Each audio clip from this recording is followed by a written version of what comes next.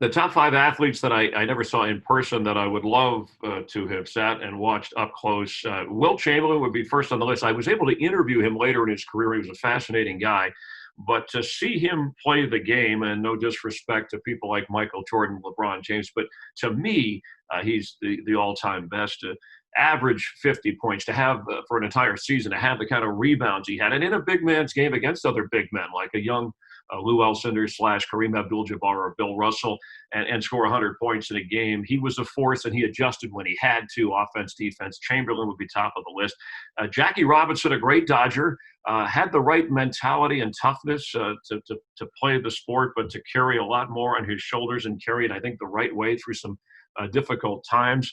Along those lines, Babe Ruth, when you go back through the history of baseball, just because a guy who could pitch as well as he did, which gets overshadowed by the home runs and the amount of power that he exhibited. I realize a different era, but that's why I think it would have been nice to see him play in person. And then, football wise, we think of the Super Bowl era, and there's so many great players before.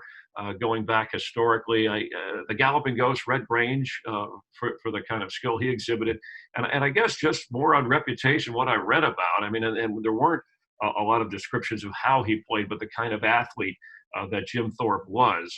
I think I would have been fascinated by his skill and overall physical ability.